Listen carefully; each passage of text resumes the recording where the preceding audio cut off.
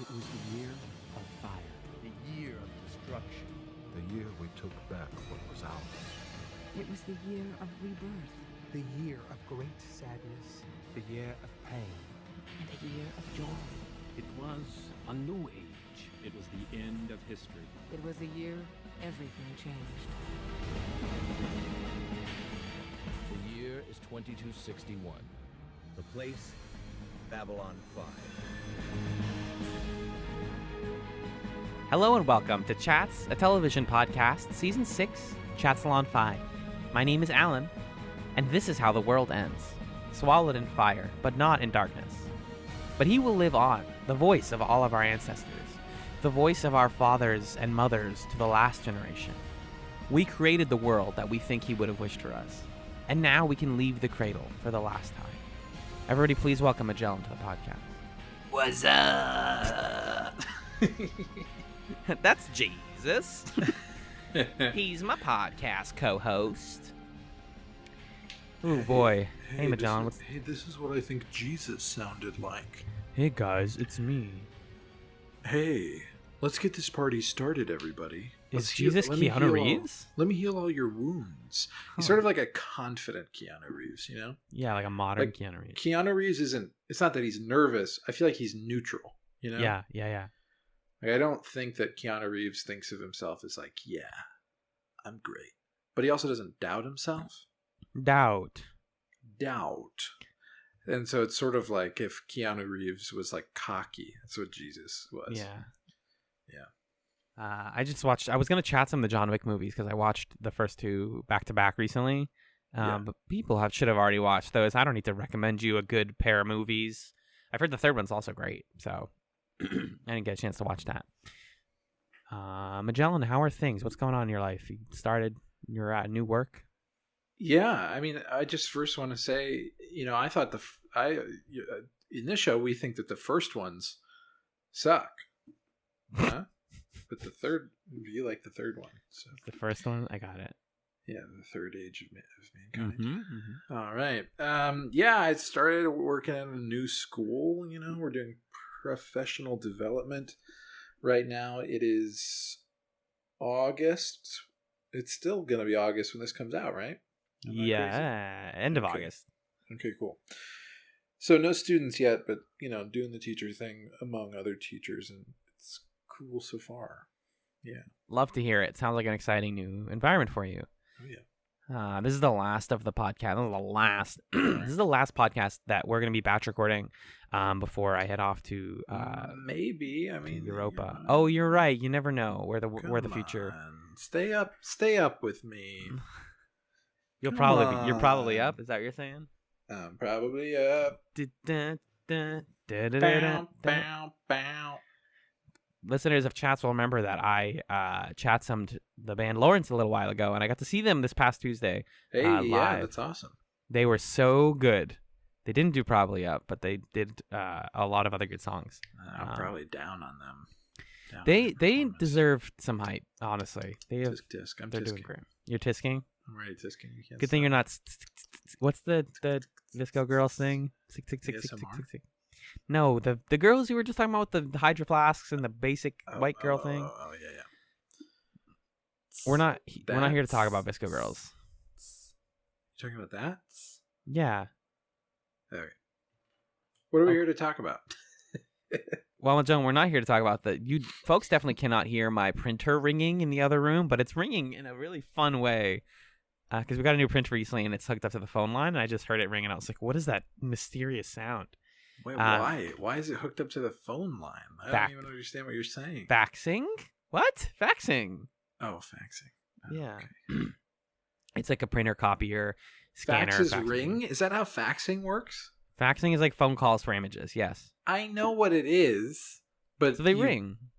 I always assumed it was like, it just spit it out on the other side. By sending it over a phone line. Yeah, but do you have to pick up the phone or like approve it? No. Well, some units do, but no. That's just like what that means is the phone is ringing. That doesn't mean we just got a fax. That means the phone in the house is ringing. and But the printer rings when the phone rings? Yeah, that's weird. I don't know why it does that. Okay. I don't have an answer for that part. I understand. Because there's no way to talk into it. Hey guys, it's Chatzylon 5. It's Babylon 5 podcast. Every week we watch 2 episodes of the... That's a weird one, huh? It's gonna be a weird one, man. Yeah, it's fitting, I suppose. This week we finished season 4 of Babylon 5. Specifically, we watched season 4, episode 21, Rising Star, as well as season 4, episode 22, The Deconstruction of Falling Stars. Rising Star was written by J. Michael Straczynski, directed by Tony Dow. It sounds like you're naming 3 different dudes. It's written by Jay and Michael and also Straczynski. Yeah. Directed by Tony Dow, aired October 20th, 1997, and it takes place from November 3rd to December 31st of 2261. We're at the end of the year now. How could there possibly be another episode? Magellan, what happens in Rising Star? In this episode, Captain Sheridan returns to Earth following total victory over now deceased President Clark to face charges over his actions. Meanwhile, a new organization is being seeded by Delenn that could usher in an era of peace and unity among the powers of the galaxy. Alan, what did you think of Rising Star? Rising Star. I had messaged you during my viewing of this episode saying, like, this totally feels like Rising. Rising Star is like a cool superhero name. And it's funny that this is like the most bureaucratic episode. You're right. Yeah. Basically, the thing I love about Rising Star, and the thing I texted you was that this feels like it could have been a series finale, but it would have been a bit of a weird one. But I would have accepted it and been like, okay, this show ends a little wonky, but it ends. Right. Like it's just an ending, and some endings are kind of so by the numbers that it's like, yeah, I'm glad that happened. It wasn't like a transcendent experience, but I don't really have any questions left. Right. There were a couple things left hanging in here where I was like, oh, I'm sure I'd like to see that happen and progress, but I don't need to. Like it kind of ends on like and then there are continuing adventures of the remaining crew of Babylon 5. Yeah, and I sort of would prefer that shows end that way all the time. Like, I think we talked about when we watched the last episode of season 5 of Farscape. 5? Season 4? Yeah, no, season 5 was the last season. They have 5 seasons? Now you're making me doubt myself, Magellan. Am I going crazy? I thought they only had 4. Oh my gosh, Magellan. How many seasons? There are 4 seasons of Farscape. You're right. I'm sorry. I'm sorry. I think we talked at the end of the last episode of Farscape season 4 before we watched the movie. Like, oh, okay. Not the best ending, but it could have been this. And I think it also had that same vibe of like, life goes on. Well, so actually, I'm not going to spoil Farscape. Never mind. Well, the problem is basically just that the Farscape ending is it has a little bit too much finality in some ways where it's like, oof, yeah, really? We're going to end on that? That's going to just be it?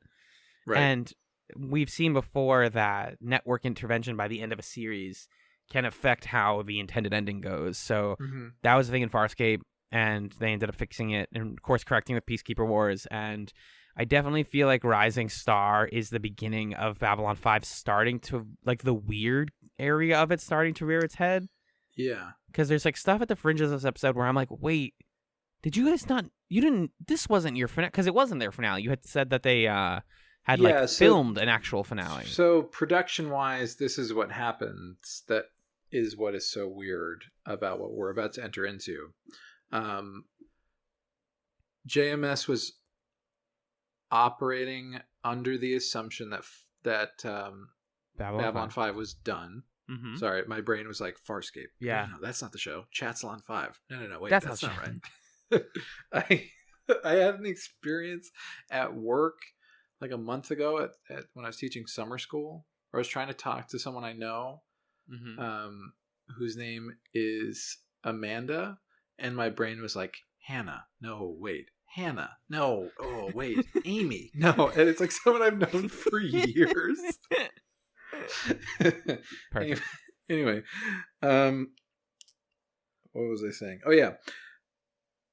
So what the assumption was is that Babylon 5 was done. It was canceled. And I think actually season 5 is picked up by a different network Correct. because seasons 1 through 4 were aired by PNet. P10? P10? P10. Mm-hmm. The PNet is what I use it in my toilet bowl. Yikes. No, I could have just made a joke about it. It sounds like peanut, and that would have been better. But here we are with this weird God. situation. P10, and then it goes over to what, TNT or something? I believe it's TNT, yeah. Yeah. So it was one of those situations where like it's done, and then someone picks it up and says, "No, more Babylon 5. We can get there." So JMS had the 5-season arc, and I think I would love for listeners to tell us exactly if there's any information out there about what the 5-season arc that he had in mind entailed. My assumption is that the stuff that we're seeing with like the Earth recapturing of Earth that happens in this episode probably was planned for season 5, because didn't we know that initially he was planning for season 4 to end with the intersections in real time episode? Yes. Yeah. So he sort of what I'm feeling like happened is he took a quarter or a third or whatever of the stuff that was going to be season 5, moved it into season 4, and then the rest of the stuff that was in the outline for season 5 is kind of like read off in narration at the end of the episode, where is it Delenn? Why am I forgetting stuff today? Who's narrating at the end of the episode? I believe like, it is what Delenn. happens? Yeah, Delenn. So Delenn's talking, and she says, "Yeah, things were great. Oh man, and then the telepath war. Oh, and the Drock invasion. Oh man." And you're like, wait, I wanted to see that. Wait. Yeah. So I think the plan was like, if he knew that he was going to get a season 5, he probably wouldn't have said those things. Or had Delenn say those things in this episode. Because then the actual what's now the season 5 finale was gonna be was filmed at this point. Right. So the way that it ended up working out is season 4, episode 21, Rising Star, is like, okay, here's the end of what you saw, and here's a little snippet of like what's going to happen next that would have happened if the show happened. Mm-hmm. Then you're right, they filmed Rising in Light? No, not Rising in Light. Sleeping in Light. Sleeping in Light. Mm-hmm. That's like, here's the end of the show. This is the final episode. It's like a gang back together, like, we did all the stuff, let's say goodbye. But then what happened is they got picked up by TNT, and it's like, okay, well, this can't be the end of season 4 now, because that is like apparently so final that it wouldn't be possible to do a season 5 after doing that episode. Mm-hmm. So we're going to have this totally produced, filmed, complete episode and save it and then show it at the end of season 5. But now we have to create a new end to season 4, which when we talk about Deconstruction of Falling Stars, the sort of like briskness with which that had to be created, I think can help to explain some of why it's so bizarre. Right. It feels like a very, not stitched together episode, but like an episode brought together by a lot of weird factors. Like if you just watch it and you know nothing about the history of Babylon 5, you're like, what? Why did they do this? But we'll talk about that. So it's a really weird production moment because we're watching an episode that was made in such a way that it was essentially intended to be a season finale. Mm-hmm. In a traditional sense. And then I don't know what Sleeping in Light is. I don't really know what happens there. I'm assuming that takes it a step further and like Babylon 5 weirds it up. But like a normal show that gets to ends like Rising Star, right? Mm-hmm. So it's fine. It's like, okay, Sheridan's in charge of this new thing. Makes sense to me. Sounds good. And that's the feeling of watching it. Yeah, there's so much like news report and like audio of the person on the news talking where I'm like, oh, this all exists like out of convenience and circumstance. Like for example, because Claudia Christian couldn't return for filming after season 4, That's why the news voiceover at the end is like, and then Ivanova left the station and didn't come back and worked on another ship. Like, she would have stayed, presumably, on Babylon 5. Right. But then they edited that in post. I would, if the listener could clear this up for us, because it's really hard for us to like look these things up without just having someone be like, yeah. Exactly. So we just have to be very careful. So if we're wrong about anything, just let us know. The way I kind of understood it was that Rising Star was going to be the second to last, and then Sleeping in Light was going to be the last. Yes. So, but if someone wants to clarify, that's that for correct. Us, That's fabulous. correct. Good. I like it when I'm correct. That's all that matters at the end of the day. It happens all the time too. But in terms of Rising Star, like I said, we open on read as sarcastic or sincere, and it was both. Exactly. We open on an ISN report. We get a lot of ISN in this episode. Sheridan's on trial. The newly elected President Luchenko from the Russian consortium is defending him on the news. All right, let's have this argument just real quick. Sure, I'm ready. We sort of had this over text. She's not good as an actor. It's not that I disagree with you. It's just that I knew you were going to say that. Okay. She's not amazing, but also it's not. My worry was like, is that a fake accent? She's a Polish actress, or played by a Polish actress, Beata Pozniak. Mm-hmm. Excuse my bad pronunciation of Polish names. What was the other thing that I found out? Oh, she's in Mortal Kombat. She's Scarlet in Mortal Kombat, so she's still doing work, which is great. And like the new ones too. Oh, she was in the Adventures of Young Indiana Jones. Great. So she's playing the new president, the sort of like replaced president. And she spends like the beginning talking on the news about like, yeah, what Sheridan did is like, okay, like he needs to go on trial though. Like we can't, this will look terrible for everyone involved. My issue with her acting is that it just doesn't fit her character. I don't know. Like the way that this president behaves is she busts in the room and closes the door behind her and says, okay, buddy, you've put me in a difficult situation. Like kind of intimidating in a way that I don't really buy it, because she's like so wooden. Yeah. Well, her intensity, the intensity that I like is when she's just frustrated and tired.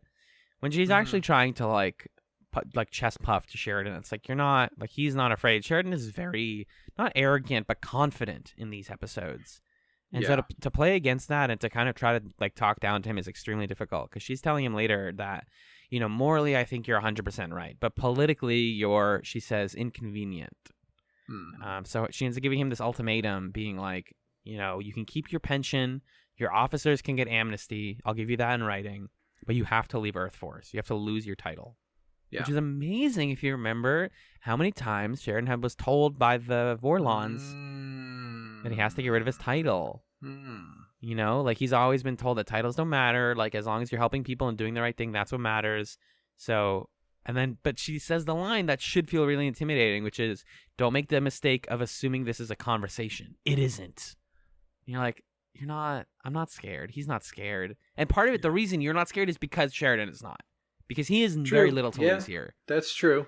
She's not giving him like a terrible ultimatum that's like, it seems pretty difficult. Like I understand why giving up your Earth Force title is bad, but Sheridan knows you should do this. He's been told this multiple times. Right. He's ready for it. If anything, the intense conversation is the one between him and Bester earlier in the episode. I think is one of the best Bester scenes of the whole show, in fact. Okay. But to talk about Luchenko, I just Somebody think likes Bester. Oh, sorry, we'll get to that. No, I just think Luchenko is a convenient character that needs to be here, but like fine. That performance, like on page, she makes sense and is performing the narrative function of saying, "Okay, Sheridan, you don't have any ties to Earth Force anymore," which needs to happen. But I think it misfired just a little bit. Yeah. You want to talk about that Bester scene and how he's your favorite character now? I didn't say that. You said that. I telepathed your mind and found it. Oh, it looks like you did. Whoa, you're in my head.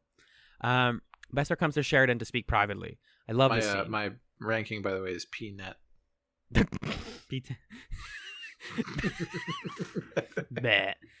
He compares them to Rebo and Zudi. He's like, we're an odd couple, Sheridan. I heard that. Oh my god. You're like, don't stop teasing me. Quit making that a real thing. Yeah, they're trying to make fetch a thing. is what that is.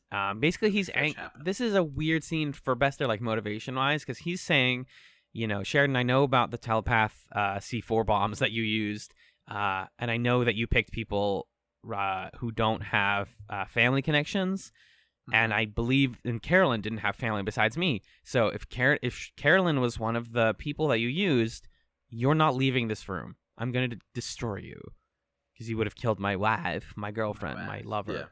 Yeah. Right. He thought Sheridan immediately is like, no, Bester, I'm not taking any of this. First of all, we know not to pick her. We deliberately took her off of the list of the 30 people.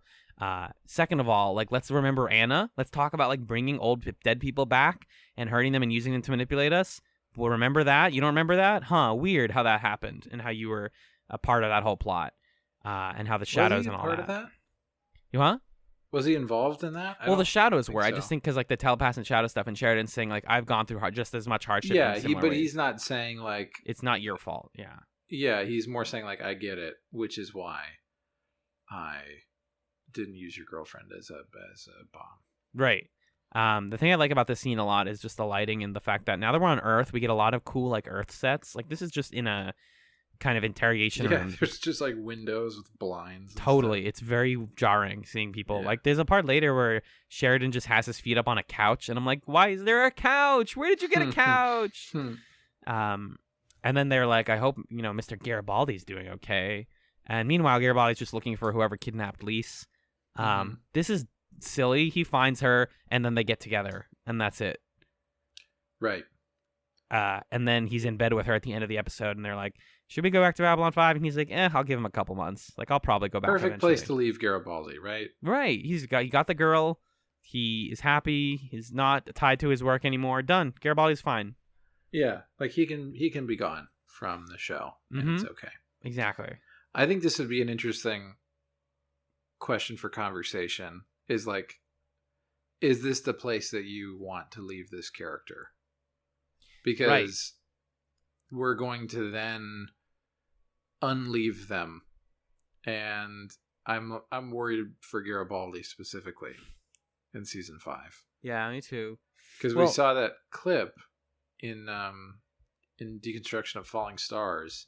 Oh yeah, with the med lab. Yeah, where it's on fire. Yeah, where he's like, "Hey, it's okay, we'll negotiate," and then they're like,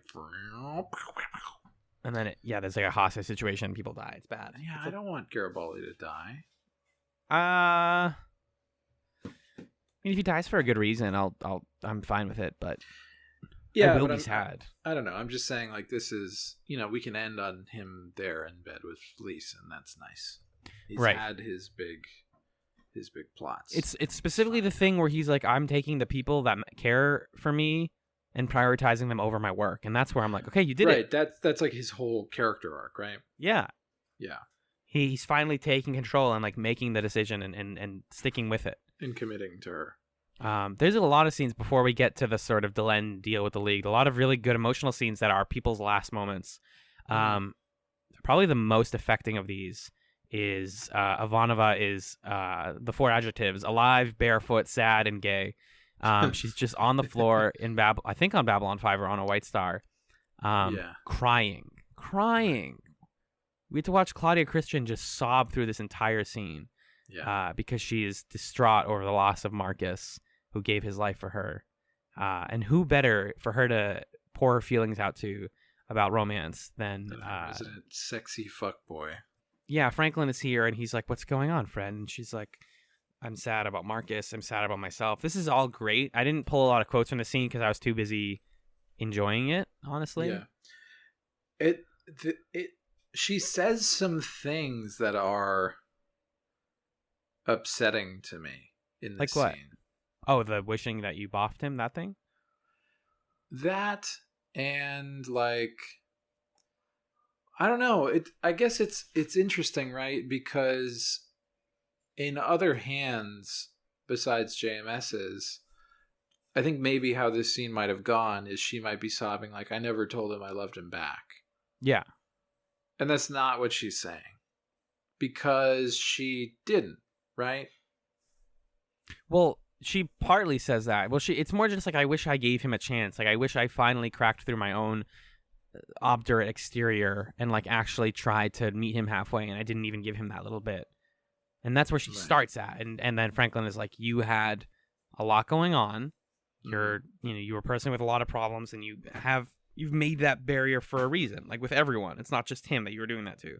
And then she says the thing that is like, the I should have had sex with him thing. I should have boffed. Exactly. Boffed him, yeah. And then Franklin's like, what's boffed? And she's like, it's the thing he would say, which is charming, but it's just, it's like, that's the thing that you want, you like would have thought would make him happy, because it's not, it's not.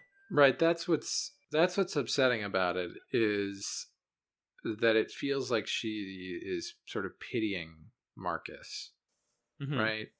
Like she's saying, in some ways she's saying, he was so generous and he gave me so much and he never asked for anything in return. But she's also saying, like, I knew that he loved me, and I knew that I wouldn't be able to like be emotionally available for that, and I should have just like had sex with him to appease him. And I owed him one pity fuck, and it's like, no, like that's not the thing that he wants. Like whatever. Yeah. I think the reason, like when you talk about JMS writing this kind of scene, that's a very vulnerable thing to say. Right, and super, super true to her. Yeah. She understands that like getting physically intimate with someone is against how she feels.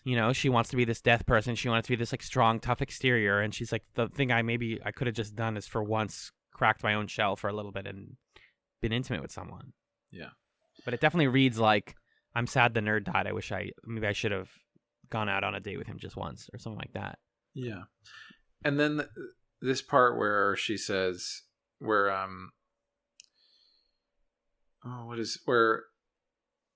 Franklin says like unrequited love, and then she's like, all love is unrequited. What did you think of that? What don't you like about that, I guess? That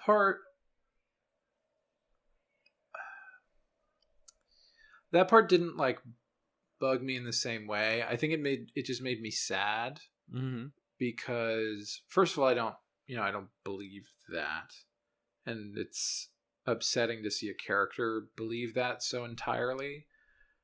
I guess here's my thing with Ivanova, is this is like a bad place to leave her. Garibaldi we're leaving, and he's gone through his whole character arc, and he's good. Ivanova, now we've uncovered a huge part of like how she needs to grow, which is she is so deeply cynical and guarded, and she needs to open up to somebody and love somebody and be loved in return. And she's like learning kind of all of the wrong lessons from what happened with Marcus, which is like, this dude died. I'm so sad that now I'm going to retreat even further into my guardedness and my tough outer exterior, and I'm gonna go captain a big destroyer and be military lady. And like that makes complete sense for her character to do that right now, and it makes me upset that she's doing that in a sort of like, I'm upset for my friend and I want what's best for her way. And I really want to see her go from there to a happier place. Yeah. Well, you're talking about like how does each of these scenes feel as like someone's final scene? Yeah, like this. I mean, and for her it is, because we know that she isn't back substantially in season 5. Right. Ivanova's last moment for now is, I feel I still carry regrets in me, But I think by the end of that scene, like by the end of her conversation with Franklin, she's kind of like, yeah, okay, like love is challenging and difficult, and it's gonna be like that for a while. But I think the line "all love is unrequited" is it's sad to hear someone say that, because nobody wants to believe that. There's no hope in her as she walks away from this. There's no hope. I wonder if there is a reading of the sentence "all love is unrequited" that is hopeful. Like maybe somebody could read that as hopeful. How so? Like maybe it's just like we do it anyways, despite the fact that it's not like you don't do it to have it come back to you. You do it to do it. You know, maybe the like point, whatever you want to call it, of loving someone is to get it all is to just love someone, like to not love someone with the expectation that it'll be reciprocated. So that's the sort of way that I would read like all love is unrequited as beautiful. It's like we're not doing it for reciprocation. We're doing it just to be one way. That's interesting. It's a sort of less romantic, more like profound, like Right. primal sort of love. It's just like I'm doing it because the act of feeling it is what's worthwhile and giving it out. I'm not asking for it. But I think then still at the end of this scene, she still thinks of herself as someone who is outside of love and like incapable of doing the giving. Right. And maybe that was going to be their season 5 thing, was her finally getting that. Yeah. I love, though, just to pivot, that the next scene, speaking of unrequited love, is Londo and G'Kar talking about how fast their races ejaculate. Just like, what? Hello? Whiplash, man. Seriously. And it's the best whiplash, though. I like felt good. I'm like, oh yeah, okay. Ooh, cracked my back. Nice. Yeah, that just like took added a year onto my life. Yeah. Watching these two be funny with each other and be like ribbing each other and all this stuff is so charming. And you're like, okay, this is a good final Londo. Like, this is a good last Londo and G'Kar scene. Don't give me the last one, right? Like, just end it here. This is fine. Yeah, right. Just end it here. Just this one where they're teasing each other, and then they're going to go into like an important meeting with Delenn and do like important diplomatic stuff, and that's all we need. Yeah, and then totally chill. And then we see them later before that episode. Okay, yeah. Because that's gonna like literally the last. I think that's one of the last scenes of the episode. That's big. Like basically the last thing. Yeah. Yes, but Veer interrupts and it's like, Londo, you're not done yet. Verini is ill. He literally won't make it through the next year. And you're next up to be emperor. And Londo, he tries to get out, they just pull him right back in. Totally. He's living the worst mafia arc of all time. Yeah. He looks so crestfallen, and Veer's like, why are you sad? And he's like, oh, Veer. Oh. Yeah. Oh, bud. We have a whole season's plot now of just Londo trying to be emperor and failing. Yeah. But to get to that ending, I mean, there's, like I said, Delenn presents the League with a new idea. Londo is like, make sure you all bring a change of underwear, which is so goofy because this plan is kooky. Yeah, you're going to shit yourselves when you read this plan. So goofy. Yeah, a lot of like bad Londo jokes, which is fun. And then Sheridan goes in front of everybody on Earth and resigns from Earth Force, which is a big moment. And then what I like about this scene is it kind of reminds me of like real life press conferences where he does his whole resignation and he's like, ladies and gentlemen, next up, G'Kar. And G'Kar is like, here's Delenn's proposal. It's amazing. Delenn, you're up next. And then Delenn comes up. Yeah. And she's like, okay, we're dissolving the League of Non-Aligned Worlds. No more League of Non-Aligned Worlds. We don't need that. It's not helpful. Why would we keep them separate? Which is a great point. Yeah.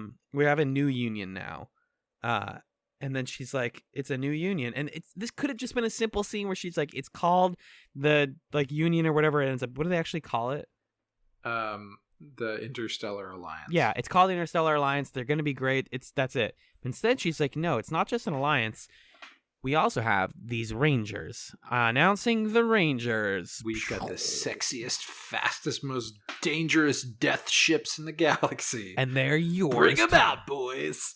And then, 1,000 black ships fly over the building, and everyone's like, oh my God. And she's like, no. Darken the sky. She's like, no. They're cool. They work for you. But they don't work for you. They're independent. They're an independent peacekeeping group, and we work with them so that they can help you. This seemed like such a bad move. Yeah, this is like a colossally bad move. Given, like, the entire time that Clark was in charge, his administration was turbocharging xenophobia on Earth. Mm-hmm. And now it's like, hey, Earth people who've been told that aliens are trying to like infiltrate the government and corrupt it and come after you. Guess what? The president is dead, and an alien just got on TV and said, we have scores and scores of ships flying over the sky right now. Yeah. Like, why did Delenn think that was a good idea? What I do appreciate is that Deconstruction of Falling Stars totally addresses this, and they're like, yeah, it didn't go well. Right. Which is really useful, but I want to know in the present why this isn't going to go, and I didn't want this to happen here and now, because it's like scary, like you said. Imagine being, an average person on Earth seeing this announcement and being like, what the F? Like, the aliens are here and they brought ships and they're saying they're going to protect us? Like, what? Because their argument is like, just so that nothing ever bad can happen to you guys again, we'll protect you with our best ships. And not just any alien, Minbari. Mm-hmm. Right? Like my aliens. Huh? Oh, she's saying like, and it's my aliens, right? No. I'm saying it's not just any alien on TV talking to Earthlings. Oh, it's a Minbari. Yeah, like the people that you guys went to war with. Yeah, like now they've brought ago. their ships back, and like I think that what Delenn is doing is great. Interstellar Alliance, awesome, great idea, love to see it. Mm-hmm. We're back to being the peace show, mm-hmm. which I'm very happy about. Yeah. But it just feels like a bad PR move. Especially the flyover. The flyover is what really does it for me. Yeah. What do you guys feel smart? If you talked about it, and you could spin this announcement really well, and be like, we have people in place that are here to protect you, and you guys don't need to worry about them. You don't need to pay them. Your taxes aren't going to them. Like, they're just nice people who we handpicked. And also, she's like, any of you can join. She's like talking about like recruitment, which is like kind of weird. I think she means Earth can join. Right? Earth can join, or you guys can join the Interstellar Alliance. So I'm really glad the second episode talked about this, because I was like worried about this, honestly. The other thing about the Interstellar Alliance is it continues this trend in Babylon 5 where we're supposed to be like thrilled about having a president. Hey, it's Sheridan, by the way. Thrilled about like these institutions and actions that characters take to like consolidate power. Mm-hmm. Because like Delenn dissolved the Great Council, and I don't know, the show reckoned with it, but still didn't fully like say that was the wrong choice. Dissolving the Great Council, you mean? Yeah, correct. And now like the Interstellar Alliance is okay. This thing, all these planets are coming together, and it's being run by this like club of buds who are like super powerful people who all know each other and are hanging out all the time, and they're now in charge of everybody. I don't know. I guess this is the argument that like some of the talking heads make in Deconstruction of Falling Stars, but it definitely does feel it sort of feels like the United States winning the American Revolution and then electing George Washington as first president. Right. Because he's like the dude that everybody knows. And he's like, oh, well. And it's like, well, he was in charge of the army and we like him. So he sounds good. So why not, right? We can have him run the country. That's fine. Yeah. And it just doesn't feel like these characters are opening things up to be like a genuinely participatory democratic process. And maybe I'm biased towards democracy. Sure. Maybe that's not really the best way for this to be structured. I don't know. But it feels weird that the main characters are like, we made this thing, by the way, we're in charge of it. Yeah, and you guys don't contribute to it. It's just it's gonna help you. It's good, I swear. Yeah. Trust me on this. Yeah, it feels very hands-on, and I think I would trust the showrunners to use whatever season 5 they thought they were gonna get to talk about this and get into it. It's also just so easy to corrupt that. It's effortless, dude. Because like, even if these characters that we love are perfectly moral, like, okay, the people that replace them and come into their positions of power, we can't assume that they're going to wield power fully justly. So yeah, that's what rubs me the wrong way about it. It's basically from here on that I'm like, wait, is this the end? Like, what is this? Feels very end-like, because then we get John reuniting with his dad, which is kind of nice. This is nice, yeah. It's a cute scene. And then his dad is like... Great acting from Bruce Boxleitner. Like, Dad. Yeah, his voice crack. Oh, it's so good. Daddy. Totally. And they're hugging. And then his dad, Rob Howard's dad also, Ron Howard, is like, hey, so you're going to be my new daughter-in-law. Nice to meet you, Delenn. It's like, when did they announce that they were getting married? Like, I'm sure they did. I don't need to see that scene, but it's just also, Delenn's definitely older than him. Yep. It's all weird. Yeah. Daughter-in-law. Not actually be, but I would assume that's how Minbari aging works. Yeah. And then they get married privately. We get to see a little bit of it. Ivanova, they briefly, like I said, have the audio just be like, and then Ivanova got a job on another ship, and she's the boss. Isn't that great? Which is a good conclusion for her, to be like... I don't think so. Well, not like her emotional arc. I just think, like, job-wise, I would rather she, like, finally get her own ship. Yeah. You know? And like, have people that work for her instead of working for someone else. Sure. But, I don't think, like, it doesn't fix the problems that I have with her other last scene. And then we get the scene that we were talking about earlier, which is so weird. Probably the worst joke the show's ever made, right? I don't hate it. Okay. But it's bad. I don't hate it either. It's part of the reason I don't hate it is that it's couched in like the best conversation of the show also, because it's G'Kar and Londo just looking out into space, drinking until they're going to pass out, talking about you do not make history, you can only hope to survive it. You're like, wow.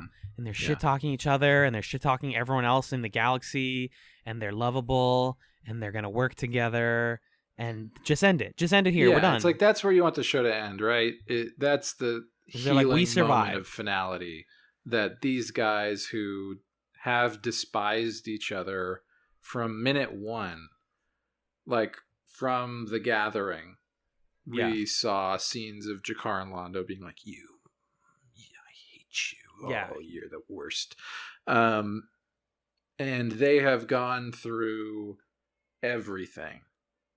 Probably the toughest stuff that's happened to any character on the show has happened to both of them. I mean, apart from Sheridan's torture, but also G'Kar had his share of torture, so you can't really like weigh those things. But most of the worst stuff happened to them or between them, and now they're here and they're hanging, and it's cool. And that is like what the show can say about peace, right? It's like sometimes you live through it. Babylon 5 endures, is the last line of the episode. Yeah. But right before we get there. Remember, speaking of torture, we remember that G'Kar lost an eye. He got it replaced with an eye, and they had a quick one-off gag about how, like, I can put this eye wherever I want. I'll use it for nefarious things, like spying on Londo. Nope. Londo says, you know what, G'Kar, Sheridan and Delenn are married now, huh? I'd really like to see them have sex with each other. Like, why? Why? Why'd you say that, Londo? What are you doing, bud? I really wish I was a fly on the wall for a while. Because he's a lecherous, horny dad. Yeah, right. So that line is fine, right? Londo saying I'd like to see them have sex is repulsive in a way that is in character for Londo. Like, yeah, just so everyone's aware, John and I are still, like, super into this. We have not gone to the second yet. Yeah. Because if I write my fanfiction version of this, G'Kar would go like, oh, Londo, you silly fool. Ha, ha, ha, ha. I would you're too. Gross. That's gross, but like maybe I would. But I wouldn't actually. Like, we're just having fun. And it would be a big G'Kar moment for him to admit to also being a horn dog. Yeah, he's an adult. Because he's not a very horny guy. He really doesn't have time. But he's like, ha ha ha, Londo, that's really funny. And then then Londo's like, hey, where's your left eye? He's like, huh. And we realize that G'Kar put his remote control eye in Delenn and Sheridan's room, and he's using it currently to watch them have sex. Well, but what's nice is it's not like they don't frame it in the most gross way. Like they do, like, and then there's the eye, pan over, there's Delenn and John in bed, but they're not like doing it while we're watching. Instead, they're sitting Right. post coitus, being like, man, love is beautiful, and that's what he's watching. But he definitely watched didn't it. like. Yeah, he saw the whole thing. Yeah. But they just for the fact that they didn't choose to like show that part, or at least is like, okay, they didn't want to just be completely nasty. Like we're not the ones who are supposed to be titillated by this. We, the viewer, I mean. Yeah, right. That's true. But we're also not supposed to be disgusted by it, and we are, because it's presented as like, all right, one more last hilarious moment of comedic relief from your favorite comedy duo, Londo and G'Kar. No, I love when they're funny, but this is not the way that they are funny. This is awful. He's watching them have a time of sex. Have a sex. Have a sex together. No, stop. No, thank you, Babylon 5. Funnier version would be Londo being like, "Oh, your eye. We could roll it under the door."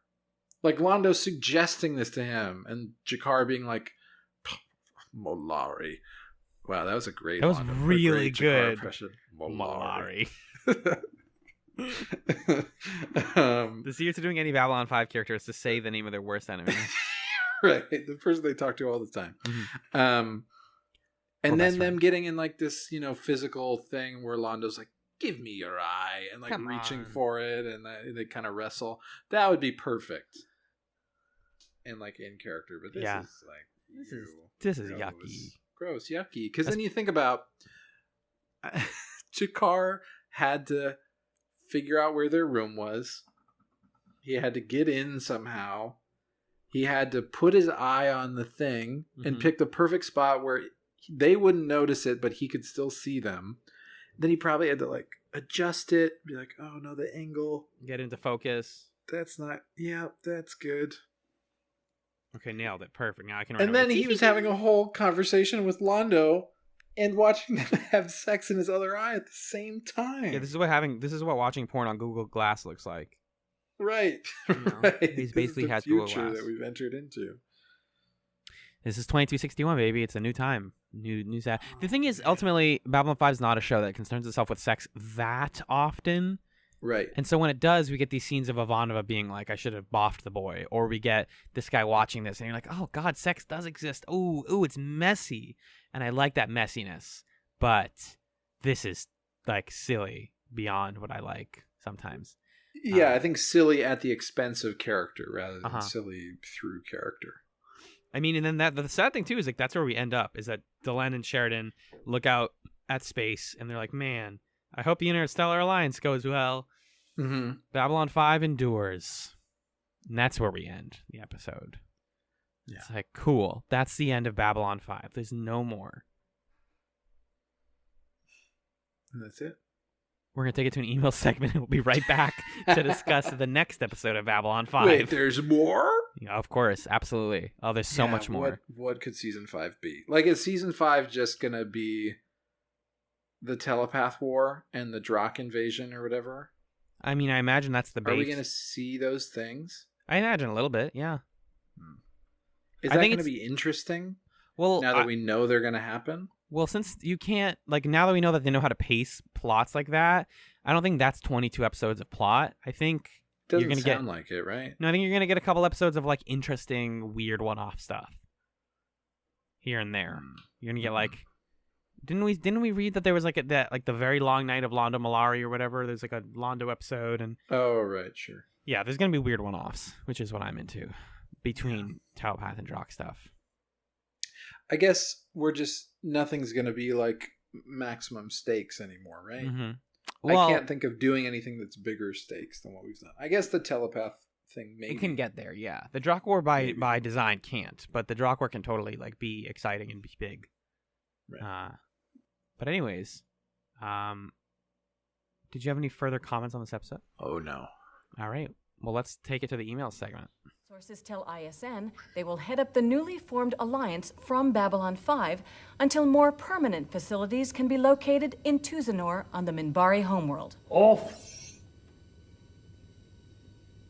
So, how does it feel to make history, You do not make history. You can only hope to survive it.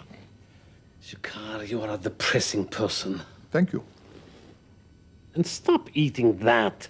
You don't even know what it is. Something called rice.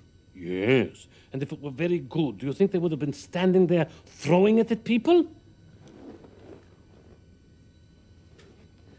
As marriage ceremonies go, the humans are very strange indeed. Still, they are quite a couple, aren't they? Yes, they are. Yes. Almost makes you wish that you could peek in on them. See how it's going?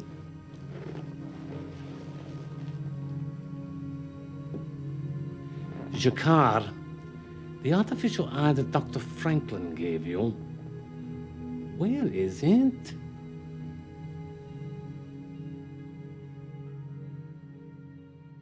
All right, folks, welcome back to the third and final Magellan solo email segment. I know it's sad to say goodbye, but let's celebrate what we have instead of mourning what we've lost. First, I just want to clear up something. I completely forgot, last time to talk about risky business. The folks are demanding it. I got dragged on Twitter for not bringing it up again. Ryan from Spittin' Polish said, no mumbling about how terrible risky business is, 1 out of 5 stars. And that really, really hit home. That hurt. And listen, here's the thing with risky business, okay? This is one of those movies where like the part that people know is so different than the movie, okay? Because the part that people know is he's got the shirt, he's got the socks, and he's sliding around. I'm home alone. Oh man, this is such a fun movie. So you think, okay, Tom Cruise not wearing pants, this is going to be great.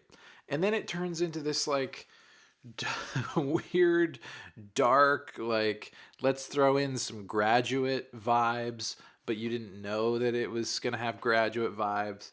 And then it's just not handled in a way that I found particularly compelling. I don't know. It's sort of like if someone said, let's take The Graduate and the bad parts of Weird Science and, but it's like 70% The Graduate, 30% bad parts of Weird Science, and let's just mash it together into a movie. And then at the end, the part that really bugged me is that Tom Cruise doesn't get in trouble when his parents come home. He gets away with it, and he gets to like go to rich boy Harvard or wherever he's going. And I guess that says something about how, you know, privileged people can live these lives where they get to do stuff and don't face consequences. I don't know. But I didn't like it. So that's my rant about risky business. And I think the movie wants you to like Tom Cruise and you're not. I don't. But maybe it does. Maybe it doesn't want you to like him and I need to revisit it. I don't know. Speaking of things that I forgot, I also forgot to read comments on our episode Pilot Chats 3 on the Pilot Chats 4 that came out today. So I'm just going to do that here. Of course, you can back us on Patreon at $5 and get access to Pilot Chats, which is where we test out potential future shows. It's super duper fun. And the person who suggested Pilot Chats 3's show, Lois and Clark, The New Adventures of Superman, was our buddy Nick. And so Nick says that he's happy that we enjoyed the pilot. He thinks the quality is kind of even with some frustrating plot points. Though the fans can go on about that. Oh, wait, what do you say? Plot points, though the fans can go on about. That the fans can go on about, yeah. And Nick says that we can wait to see if it's streaming, and he says it's sort of a procedural, but things tend to change over time. and we might as well check out another episode. And also, season 1, episode 14 happens to star Penn Jillette, so you've hooked me, Nick. I will definitely check it out. But listen to our discussion there if you are not yet on Patreon. And then just today we dropped Pilot Chats episode 4, which has us watching the first episode of Malcolm in the Middle. Yeah. All right, let's get to some Chatzylon stuff. So we've got an email from Nick about our most recent episode, Chatzylon 5, episode 49. Nick says, "Firstly, it was a great podcast with Ryan's comments on the first episode. A big part of what I like about Chats is because you guys are new to the shows you watch most of the time. But it was nice to have an old fan, aka a first one, okay, in to add some comments. What do we need to do to see his Zathras costume?" Good question, Ryan. People are demanding it, so send us that glossy JPEG. Nick continues, "In regards to the Bruce Boxleitner also being a Republican, in different interviews, JMS has referred to both Bruce and Jerry as just to the right of Attila the Hun." Oh my God. If you have a chance to catch the season 6, episode 13 of the 90s run of The Outer Limits, starring Bruce Boxleitner as a presidential candidate with a much more right-aligned style, I like to imagine a different, purely political version of Sheridan when watching it. I think only season 1 is included with Prime Video, though. And your joint no was friggin' hilarious. Yeah, if we want to go down a sort of nightmare rabbit hole, we might check that out. Let's see. Some comments made about the Nobody You Know on B5 as a challenge to interest people is a valid point. Something JMS mentioned in his biography about casting people not based on their previous work, but just on how well they fit to the character in his head, gave a fresh chance for mostly unknowns to land their respective roles. The end result was better for it. The dolly zoom was great here, but I still really like its use in Severed Dreams when Sheridan gets the news that Clark is sending ships to arrest him and the others, to show the weight of the information he just got. Can't recall if you noticed at the time or not, and he timestamped a link for us, so thank you for that, Nick. I'll check it out. If you watch again carefully, there is glass in front of the main guard keeping Sheridan. Garibaldi actually shoves his hand under the gap in the glass to shoot the guy quickly. FYI, the underground resistance member that partially escorts Franklin and company to Mars, or on Mars, was the man-eating insect teacher from season 1 episode of Buffy. Take a shot. Oh my God.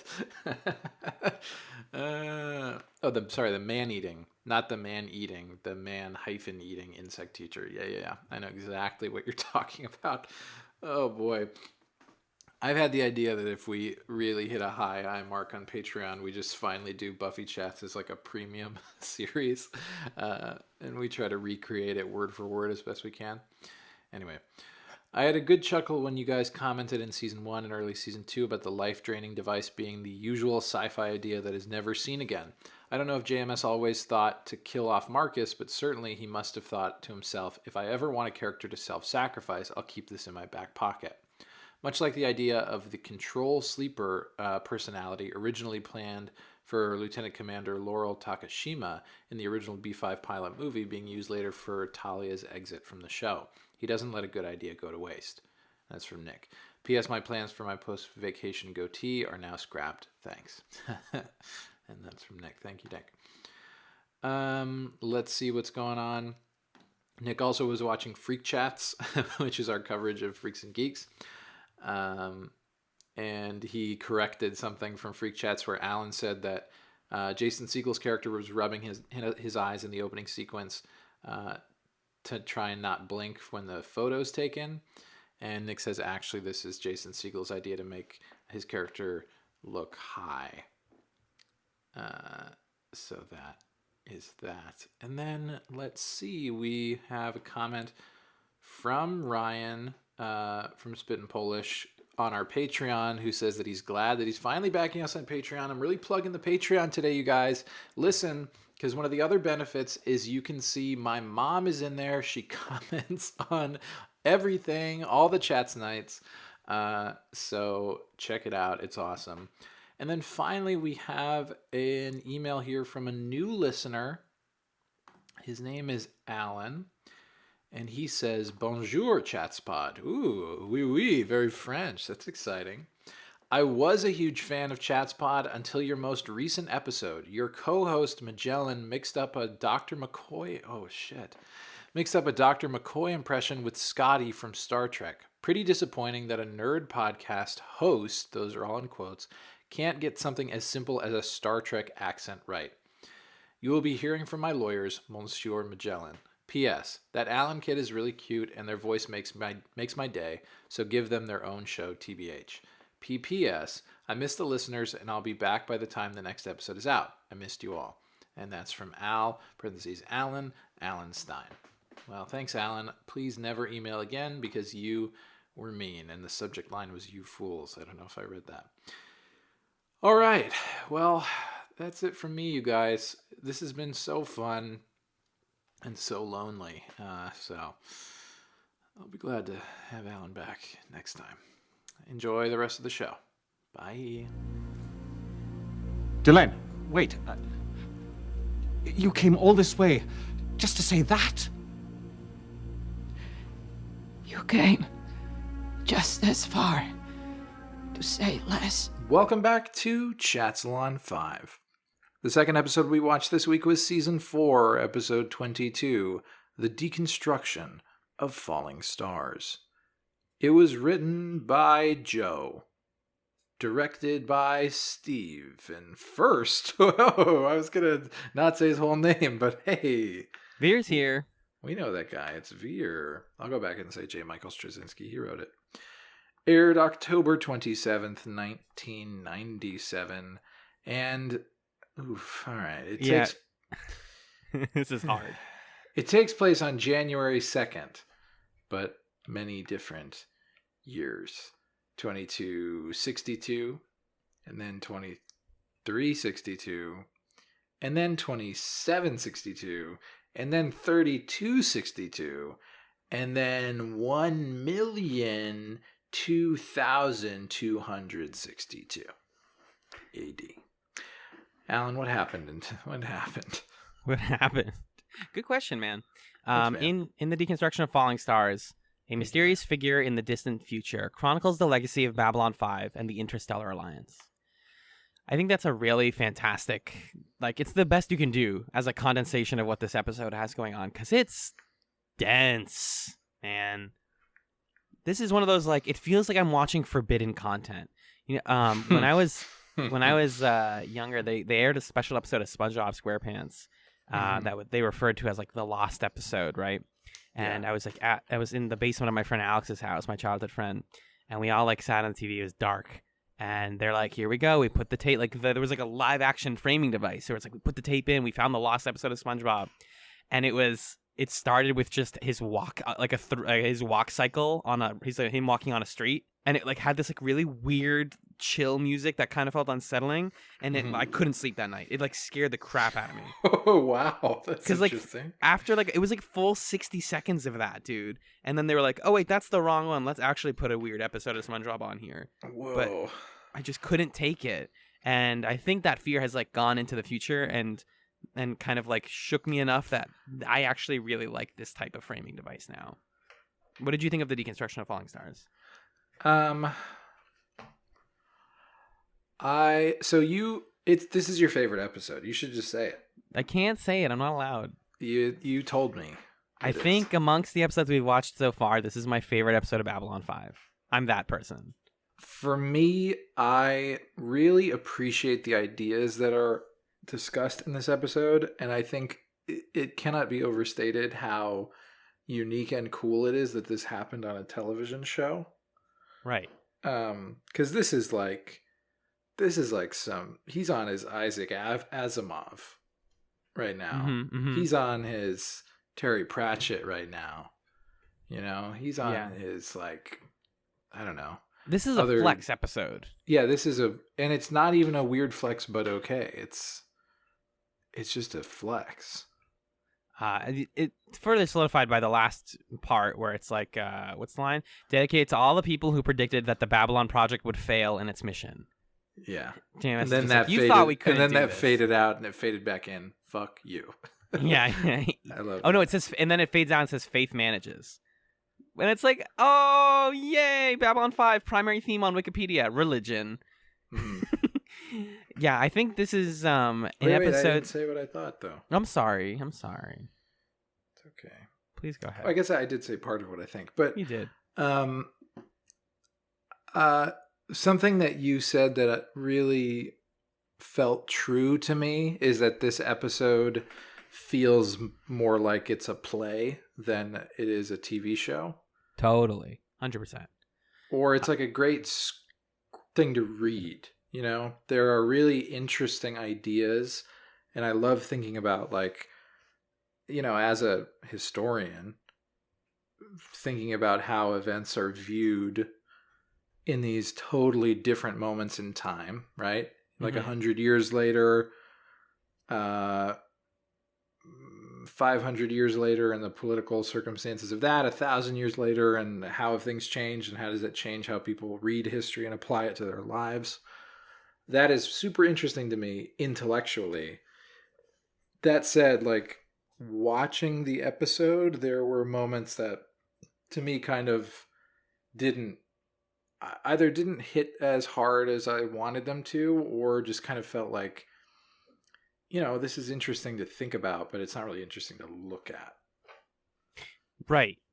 It's an episode where the script is amazing, but, like, what's on the screen is actually not that ambitious, I feel like, at least until the end. But it's kind of like, it's really humble in that way. Like, it's not portraying the distant future as, like, even higher tech, because we already know that 2261 is high tech. It's higher tech than what we have. They have technology we might not have for that in that time frame. Like, it's doing future tech in the current present of the show. And then when they jump forward, it's, instead of being like, where does it go from there? The answer is, like, it actually, everything just gets really simple. Like, to kind of go through it, because we got there's, like, different segments. There's a lot to chew on, yeah. And we can talk about each segment individually. So to start, we're not actually in the framing device immediately. Or we are in the framing device, and it's somebody watching footage of Babylon 5, and we're seeing Sheridan after the wedding. He kept the goatee. He trimmed it. It's a goatee now. It sucks. I'm sad about it. Yeah. I was so hyped for the beard, man. Yeah, I agree. I mean, so hyped for the beard. If I'm gonna take facial hair on a man, I'll take a beard. I don't need a goatee. No, thank you, sir. The beard was sexy. And it really was. But my only shining light here is that since the very last episode was filmed around beard time, we're gonna go through this season-long journey of bad goatee. Are you gonna get bad goatee Sheridan for a whole season? Yeah, but then we're gonna get that beard again. Oh, right. We're gonna finish with that. We're gonna earn it at the end. You're so right. That's what's gonna keep me going through season 5 if it's not so good. Ooh, I just pulled out. Ooh, Magellan. Ooh, I did a bad. What did you do? I just found an old. What did you do? I found an old short story I wrote in my senior year of college. That's basically the plot of this episode. Maybe that's why I like this. Take it out. Let's read it. No, I couldn't do that. A princess saves his princess. A prince saves the princess, the love of his life. Stay back, foul beast, Sir Roderick stammered. No, I'm stopping. This is illegal. Basically, the premise of my short story... Would you release that on Patreon? Probably. It's not that long. I could read this. All right. If you upgrade to a $30 a month donor, you can have access to Alan's short story called Zoom Out. Ooh. It's not going through time. It's going through, like... Well, yeah, it is going through. It's just not the same characters. It's the same ideas. It's like, how does love translate through different time periods? That's cool. It's corny. Basically, what happened was I read a little bit of Cloud Atlas in college, and I was like, I can do that. You can't do that. Cloud Atlas is like 2,000 pages, and has messy parts. Like, it's extremely difficult to make a story like this, which is why I'm impressed that they even tried to. Yeah. But anyways, in the present, or in 2262, Londo comes to the marriage ceremony and says, oh my God, why is everyone so depressing? Like, what's going on? Oh my God. And they're like, what do you mean it's a marriage? And he's like, ooh, in Centauri culture, marriage ceremonies are sad because people have to stick together in, like, marriage, like the ball and chain. But the sex ceremony, like the love ceremonies where we have like a party and everyone like gets naked and drinks a lot. Also, speaking of romance, I love that Londo and G'Kar just go everywhere together now. Every room they walk in together. It makes no sense, and I adore it. It's perfection. It's just like they're best friends now. They can't be separated. Yeah. And as everybody's walking down on the procession, the screen, the ISN news report on this kind of zooms out and gets all distorted. And then a computer says, like, I wish the computer interface was better, man. For the year 1 million, it's like not that good. But I get it. Like, they had to make this in the 90s. Right. It's like playing all sequences in order, start every X number of years. So we get our first segment, which is 100 years later. Mm-hmm. This one, pretty straightforward. We have a panel of university students discussing the legacy of the Interstellar Alliance. Before we even get that, we do get a current day TV panel. Oh yeah, how far is this also in the 100 years later or no? No, you're right. No, that's like contemporaneous. Yes. And it's like I was watching CNN. I had where all the talking heads are yelling at each other? Yeah. It's the same stress I get when I look at Twitter for too long. Yeah, it really is just and it's people being like, let me talk, and like, this guy never lets me say what I want to say, and this guy's paid off, and it's just angry people being like, we need to talk about Sheridan. It's so, like, I couldn't believe how much it felt like present media culture, where like the dude who's anti-Sheridan literally was a speechwriter for President Clark. And this news organization was like, yeah, let's bring him on. Like, it is undeniably going to be the case that if Donald Trump loses in 2020, CNN is going to bring like Stephen Miller on the air. You laugh, but they're going to do that shit. Of course, if they can get him, why not? Like, all of these like Trump adjacent people, and maybe him too, like, you know, assuming he leaves office and assuming he doesn't start his own, I don't know, whatever, but all of them are going to enter into or stay in the media cable news ecosystem and continue to be voices. And like, watching this scene where President Clark's speechwriter is just the worst stressed me out so much. And because you even have the other, like, you have the woman and the black man being like, dude, like, white dude, like, please stop talking over us. Like, like, you're not looking at facts. You're not talking in reality. And they're like trying, and he's not listening. And the news guy is not trying to stop him that much either. Yeah, like, this is what the news guy wants. This is totally entertaining. It's extremely frustrating and depressing, in a good way, in a they did this right kind of way. Yeah, I thought that scene was well done. Yeah, and speaking like the honestly, all the different segments range from like deeply frustrating to like big philosophically meaningful. I think in their own ways, because we go over to 100 years later.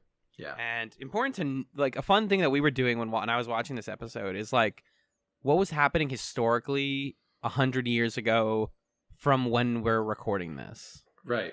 You know? To give like some context, yeah. August 1919. 100 years ago. Or even just the year 1919. Let's just break it up. Like, so, because, you know, a lot can happen in a year. 1919 in the United States. Let's just get there, right? Yeah. Who's the president? Well, Woodrow Wilson's on the way out. Yes, Woodrow Wilson's not. He's the incumbent. It's Woodrow Wilson, yeah. Theodore Roosevelt dies. The Boston Molasses disaster happens. Oh, wow. This is all in January. The 18th Amendment goes into effect, which is the Prohibition one. Yeah. The Hotel Pennsylvania becomes the world's most popular hotel. There's strikes in Seattle. Charles Schneck is conviction of Charles Schenck. Sorry, the conviction of Charles Schenck is upheld. Mitchell Palmer becomes Attorney General. So like, history goes on. Riots break out. Labor Day in Ohio. Yeah, the Red Summer with like race riots and cities all over the North and the West. The Packers are founded. Yeah, World War I like just ended. Yep. And the League of Nations is about to be created and then kind of collapse and not really work. In a three-way splintering of the Socialist Party of America, the leader of the 10,000 native-born English speakers of the left wing formed the Communist Labor Party in America. Wow! That's cool! It sounds like it was racist. Oh, whoops. That's not cool. Yeah, it doesn't sound Oh, like that yeah, was a then cool the one. Race riots. Woodrow Wilson has a stroke in October. Yeah. Big year. You want to know Surprisingly big that story? Okay, I'm getting into history mode, but I just This is the love- episode to do it, dude.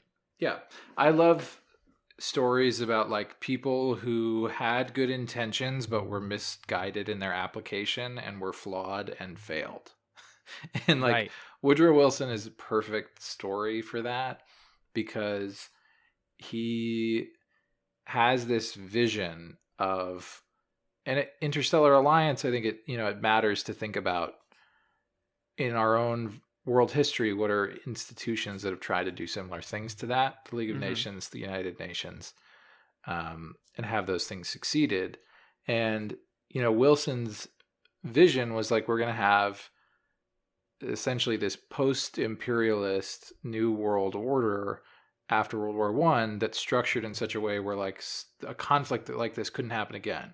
So what do we need to do? We need to make all treaties between nations like open so that there are no secret alliances or weird dealings.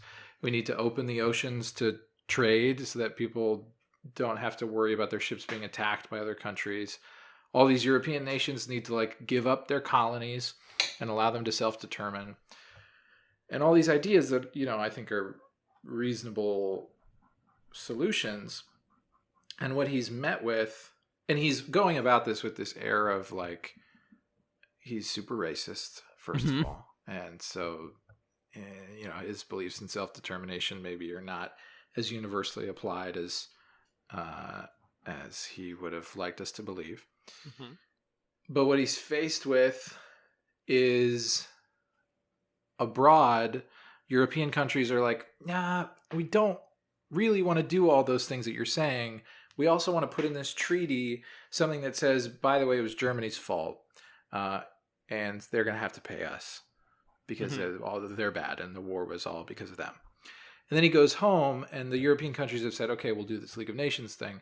He goes home, and Congress people, Republicans and some Democrats, say, no, we're not going to join a League of Nations. We're not going to do that because we don't want this centralized global body using powers that belong to Congress, like the power to write treaties, the power to approve treaties, rather, the power to declare war. We don't want to sacrifice our national sovereignty to this other body and be bound to do things that we don't necessarily want to do. And I think probably Earth has that attitude towards the Interstellar Alliance. And as the history goes on, in Babylon 5, we see that happens. And they're like, Wilson, we'll work with you a little bit, man. We just don't like this treaty how it is. And Wilson's like, no, fuck you guys. Here's what I'm going to do. I'm going to go on a tour of the United States. And he goes on this like insane whirlwind tour where he travels thousands and thousands of miles by train, sometimes stopping and giving multiple speeches per day to bring it straight to the American people and say, look, this is this thing. We need to join the League of Nations because XYZ reason. And he overworks himself on that tour to the extent that he has a stroke and collapses. And like after that, half of his body is paralyzed. Right. And people are still like... And people are still like, yeah, we're not going to do it. So the U.S. never joins the League of Nations. Right. And then for the latter part of his presidency, a lot of his like communications and some of his decision making was handled by his wife, actually, which is cool. A forgotten part of that history. Yeah. And that stuff is why, like to pivot back to B5, why this scene is so like deeply frustrating before the end of it. It's frustrating at the ending for a different reason, but it's just like it's a bunch of college kids grasping for well, like their... no, I think they're like professors. Well, they're it's in the idea is like they're all introduced as like, here's this university you went to in your mate. Like it's educated people, like upper class educated people. Yes, but they're professors, I think. Like they're experts in their field. Exactly though, they're experts, and they're saying, I know what the Interstellar Alliance was. Like Sheridan was like a dummy, and like nobody talks about the fact that he like didn't figure out this whole idea, and it was a whole mess, and he never planned ahead, and he really just wanted power, and he really just wanted to work with the Minbari, and that's like all he ever really wanted. And it's like, it's frustrating because we watched it and we know they're wrong, but it's also important because like, this is the legacy you're going to leave. You're going to do your best. And this ties back into what he says, but Sheridan says in the end of the episode, which is like, does anything I do matter if like in 100 years people are going to remember it incorrectly? And it's like, yeah, totally. And Delenn's like, yeah, 100%. Yeah. Because people will live on and know you and remember you and think about you the way that you want to be remembered. And like, history will play itself out. You don't get to decide that. Because these students are watching, they're watching footage that we talked about earlier where Garibaldi is in the med lab and it's on fire because there's a hostage situation and he gets shot. He's presumably killed in this moment because the person running the hostage thing and filming it is like, or no, it's like we're watching it from the news, but then like a gun is pointed off screen and shoots at Garibaldi as the camera cuts. I think it's like footage from inside B5. Or it's like surveillance footage. Yeah, because what it is this is a panel of experts in different fields who have convened to say, like, 100 years later, the Interstellar Alliance, what was it all for? Or what did it accomplish? Mm-hmm. And all of them seem to be making the argument that it was a good idea, but that the people who started it were fundamentally flawed. And that, in turn, created problems. Mm-hmm. And that's not an unreasonable take to have. I think what frustrated me about this scene... and so anyway, so the clip is like a piece of evidence that they brought to discuss and support like their claim. Oh, because it's like, look how they handled a hostage. They're so cold with the hostages. Like, yeah, what they said of Sheridan is like he was too cold and using his power kind of like in a stern or unforgiving way. Yeah. And that caused problems. And like, look, it got Garibaldi killed. My problem with the scene is like, it just feels, this is the one that I think was my least favorite, I'll say. Or, I don't know. I think it was the one that I wanted to see handled differently because it presents this panel as such a straw man of like, look at these academics, think they're so smart. They don't understand the nuance of what was going on at Babylon 5. They're just so hoity-toity, holier than thou. And it's like, yeah, some academics are like that. That's true. Mm-hmm. And I think a fundamental problem with the way that academia works is that it's about like looking for what's wrong, and it's about critique pretty much entirely, right? Like, what am I trying to say? Like, academics are so much more inclined to pick things apart and to poke holes in things and to contradict things, because I think they learned that like that, or, you know, they replace that with like originality, or they assume that is the substance of originality, is being able to refute other things or being able to be like edgy or, you know, like saying the negative. Yeah. So I get it. That's a real problem. But I think it presents this panel of like, if they were real historical experts 100 years later, political science experts 100 years later, I don't think that their views would be so one note. And I don't think they would lack nuance to the extent that they do. I don't know. Well, yeah, I agree actually that this is my least favorite segment. I even like the Fox News stuff more. But there's other moments too before I get to my conclusion about this segment that like they're talking about how one of the bad things Sheridan did was he housed a bunch of rogue telepaths on Babylon 5. Like they're kind of hinting at stuff that we don't even know about. Yeah. And then they're talking about he never knew how to deal with hostages. He had terrible like people presence, which we like knowing Sheridan is like, who cares? He was a good guy. Like who cares like what he was like on television? But like that's how we talk about like Nixon. Even is like he was bad on TV, and that's why he lost the election. Like period, or not? You know what I mean? That's not. Am I getting history right? Who's the guy that was like ugly on TV? Nixon. Yeah, you're right. Okay. I was like, oh god, I might be very wrong. And they're just like public relations is bad, and so he even used his death as like that's how he would get people to like him. And then Delenn, and she's just the hoity-toity rich lady.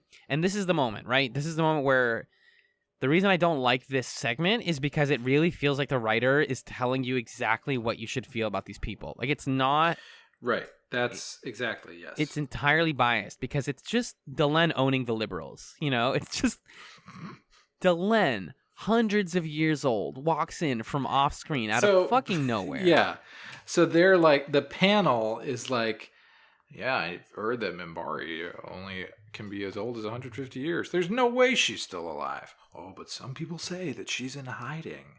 And then someone comes over the intercom like, hey, or no, but they get a message and they say, uh-oh, there's been a security breach of some kind. Mm-hmm. Weird. And then speak of the devil. If the devil like wore a suit of wind chimes and walked in the door, yeah, it's fucking old Delenn. So dumb, super ultra mega colossal dumb. Because she's basically like, you guys are judging. What does she say? Like, maybe you guys are the ones who should be judging yourselves. Yeah, she's like, you don't get it. Maybe you guys are overrated. You weren't there, man. I was there. She's just, and then they're like, you came all the way here to just say that, and she's like, that's all I needed to say. History speaks for itself. And it's like, then why did you come in? You didn't, this is so unnecessary. Just let us think this. Like, this, it's wild, because I really think the rest of the segment, the other two, like, major segments, are really subtle and good. Yeah. And, like, convey brilliant things about history. This one just feels really off, because it's like, it's close enough in time that, like, this is still a cool moment. But like, would this ever happen? Is like a bunch of professors are having a panel, and then like a 100-year-old man is like, "Hey guys, I actually knew Woodrow Wilson. He was pretty chill. So maybe suck my dick and then bye." Like, right? No, it's also immaterial to the conversation that they're having. I mean, I guess they're making suppositions about Sheridan's character that are problematic, and that's also something that bothers me. Is like, I don't think that academics would make such what am I trying to say? I don't think they would make such definitive claims about Sheridan's character. I think they would qualify those statements quite a bit. Like the only people that you can really make those character distinctions about are people where their views and their actions are like extremely well documented. Like you can undeniably say that like John C. Calhoun was racist and awful. Yeah. No question about it. Whereas, other figures, there might be more nuance to exactly what that term might mean or what character is composed of. And so that is like, it's a weird thing for them to be talking about that, because ultimately the most important thing is like the Interstellar Alliance. What is the impact that it's had? And it is totally their purview to talk about that. Mm-hmm. And Delenn coming in and saying he was a great guy has nothing to do with what the impact of the Interstellar Alliance was. Mm-hmm. And that's not something that she really gets to determine. She's basically just like, my husband was cool. I swear, you guys. He had good plans. And they're like, okay. All right. I guess. And then they just all look sad, and then it's her saying goodbye, and that's where it cuts. Yeah. And it's like, it's so much dumber than the rest of this. So silly. Like, I was like, oh, Magellan, like, is this episode, like, dumb, actually? And you were like, yeah, but not in the ways you expect. Like, it maybe, whatever. Have Delenn, like, turn off the TV at Yeah. home. Why does she go there? It just seems Turn so it off, Lynn. petty of her to be like, I need to go to this like news studio and tell these kids off. Yeah, also, how does she get there so fast? Whatever, there's a lot of questions. The logistics, it's space. It's 100 By years the way, ago. I just mentioned Lanier and realized that we totally forgot to talk about in the first episode, the part with... oh, God. Yeah, when Delenn goes to Lanier and is like, "Do you hear Ivanova is super sad?" He's like, "Yeah, totally. Do you hear what she said about love? How all love is unrequited?" And then Delenn's like, "Oh, Lanier." Ooh, oops, I did fuck that up, Lanier. Did I? Oh, my bad. You know that's not true, though, right? He's like, "Yeah, but I love you." That was sad, huh? It was sad. I can't. Delenn's pretty shitty in that scene, right? That scene plus this scene coincidentally make it seem like Delenn is the pettiest woman in space. Yeah. And I like her for that. It's just like, it's just manipulative that she's keeping Lanier around as like, he'll do everything for me that I need him to do without question, and I need that. But she's always been manipulative. Right. Since day one. Right, this is what I'm saying about Delenn. She's manipulative. Okay, good. No, we don't understand. She's manipulative. Do you want to jump to the next segment? Yeah, let's do the next one. So we're now in January of 2762.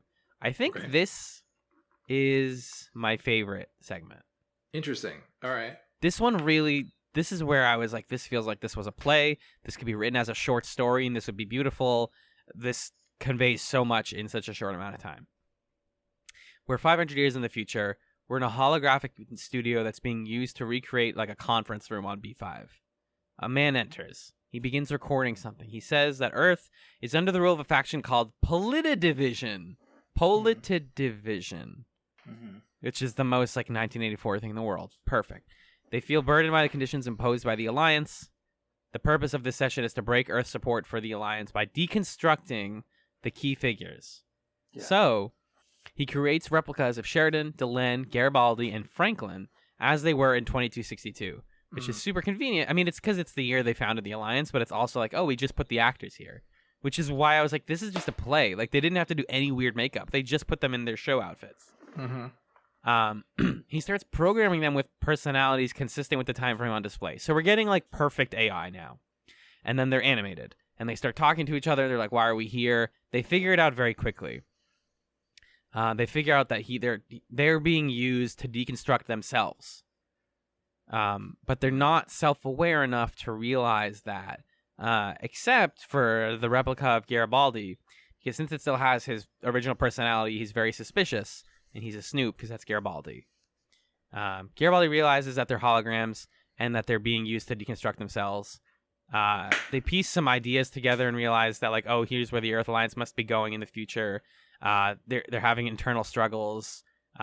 This is like there's a lot of friction in the thing that we just founded. We go to another lab or something, like an outer corridor, and the man programs Sheridan to speak like a warmonger so that they can show it as like archival footage of like, look who Sheridan was. What I really liked about this is that it is a believable version of what technology in the future could look like. I mean, yeah, it's just like holograms can do this kind of thing. Yeah, they can make Tupac dance. AI and the holograms combine to make these like deep fake footage videos. And it doesn't help that Bruce Boxleitner is amazing at looking mean. Oh, it's scary, yeah. And he like executes a bunch of prisoners. And then they're like, oh my God, we can't control our own programming. Like, we need to break out. And Delenn has this amazing moment where she realizes that, like, we're in... Even though we're fake AI, don't we still have a consciousness? Like, they do like, the entire lifting work of Do Androids Dream of Electric Sheep in, like, 15 seconds. Right. It's like, do we have consciousness? Does that matter? Does our spirit and our awareness matter? Like, does self-awareness matter? It's fantastic stuff. Mm-hmm. Then the Garibaldi replica like breaks out of the programming. He says, I know you are, Daniel. I know what you're actually trying to do. This propaganda thing is a prelude to an attack. This is where I got a little bit confused of what's actually going on here. Mm-hmm. But basically, Garibaldi breaks free of his programming so that he can't be turned off. And what he just kind of has another like cool dunk moment on the future. This is just B5 dunking on its future. because he's like, you know what I just did is I called your enemies. I broadcast this entire conversation where you told me your plan. And, oh, is that the missiles coming right now? Oh, weird. I'm an AI. They can blow me up and it won't matter because I don't exist. Right. So what he's talking about is that the conflict that's going on 500 years after the founding of the Interstellar Alliance, there's now this faction that feels very Clark government-esque because they are trying to spread these ideas about how aliens are causing problems and Earth should be for Earthlings and we should be able to expand and conquer territory and stuff. And so Earth's officials have essentially splintered into two groups. A group that's pro-Alliance and a group that's anti-Alliance. Against the Alliance, yeah.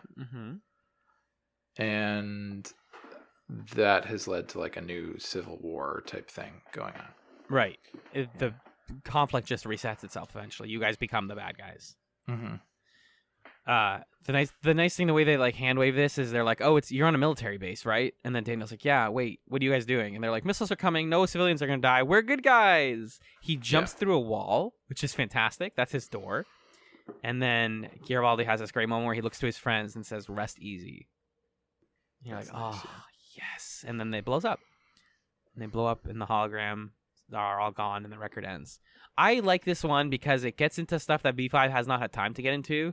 Like, I really like AI and consciousness plots, but I also like the idea that, like, no matter how much we went into this with good intentions, it's gonna get messy eventually. People are gonna forget what it was about, they're gonna misuse the idea, and they're gonna ruin the name. Yeah. You mentioned at this point that it seems kind of absurd that they would still call it the Interstellar Alliance. Right. I mean, again, let's return to, like, our own understanding of human history. This is 500 years, so... 1519. Yeah, what was going on in 1519? Hernan Cortez was sailing around the whole world. Ferdinand Magellan was getting ready to go across the world. Martin Luther is out there fighting the good fight. Yeah, he's like about to post up, or he just posted up or something. Yeah. So, like, I guess there are some things from 500 years ago that are still named the same thing, like Christianity or like the names of countries and stuff, so it's not that weird. But, like, so much has changed and shifted in 500 years that it's interesting that this is like the moment where it's taken this long for this conflict to happen. Right. Like, what is this? What? It doesn't have to be a real life equivalent, but it's like, what's the closest thing that we have to something that started years ago is being brought up again and misused and misappropriated? I guess religion in a way, but we're not like. Well, people are fighting wars over religion today. That's definitely still a thing. But like stuff like the artistic form appears in the country of Georgia for the first time. Like people were still figuring out basic things like art in some countries of the world, you know? Like this is a long time ago. Yeah. And when you read it, when you study history from 500 years ago, it's generally like, okay, here's the makers and shakers, like Sheridan, Delenn. They were like some old people. They fought for a while. They fought a bunch of wars, and then they started an alliance. And that's the founding of our modern government, kids. Like that's what the schools would be teaching. A super simplified version of things. Yeah, because you can't, because there's just it's so hard to find records of that stuff. Well, and so much has happened since then that has more immediate relevance to the present day that you want to cover that in more detail. Right, and I really love that this segment also gives the cast of Babylon 5 a chance to be in the story. Like it brings them into the modern time, into the show's modern time, in like a way that makes perfect sense. It's like we figured out AI. Way. They're just here. It's not like we're not hand waving anything. We don't have to. Right.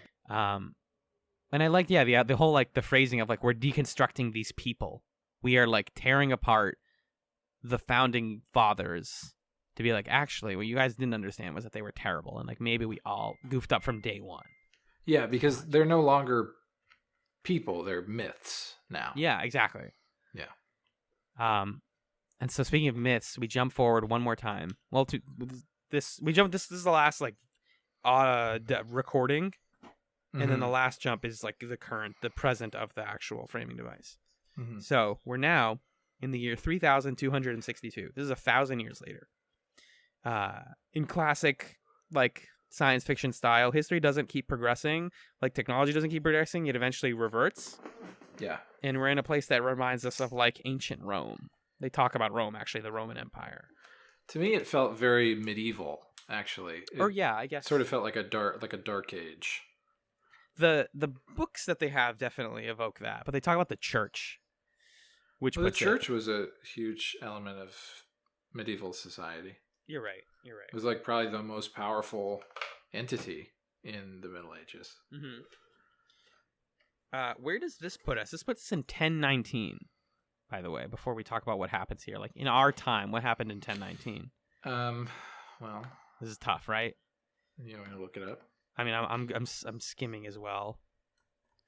When I initially looked this up, I was seeing, like, some stuff from Chinese history, because I think the records are just better kept when you're comparing Asia to Europe in these times. Yeah, there's like Korean conflict, the Toy invasion, which is in Japan by pirates. Yeah, there's a lot of Japanese history, which makes sense. Politicians and writers from Korea, Japan, and China are all born around this time. India's got things going on. The king of Denmark, one of the kings of Denmark is born. Like, we're still in like kings and queens time. We're in the earliest version of that stuff. People who would go on to become saints are hanging out at this time. Yes. Yeah, I'm looking at like the year 1000, basically. Like, what's the state of things in the year 1000? You got the Holy Roman Empire. It's the most powerful state in Europe. The Byzantines exist. Like, the United Kingdom being a unified state, or rather Great Britain being a unified, what is this saying? Like, Great Britain exists now, is basically what's happening. Right. The beginning of this concept of Great Britain. Yeah. Anyway, so it's just like so fundamentally different. Yeah, and they talk about that, the idea that like we don't have records of this anymore. That's basically what this segment is about. Is there was an event called the Great Burn, which happened. It's pre-Renaissance, like what we're talking 1,000 years ago. Yes. Pre-Renaissance, pre-Protestant Reformation, all those things. Sorry, go ahead. It's good. And what's great is that this seems to be entirely like they've just reverted to the past. There's no modern stuff. The weird idiosyncrasy that I asked about halfway through the scene was why they had Roman numerals in the bottom left of every camera shot of the scene, which is answered by the end. But the plot primarily concerns a priest named Alwyn. Yes. And Brother Michael, who's his apprentice. Brother Michael has a lot of questions about history.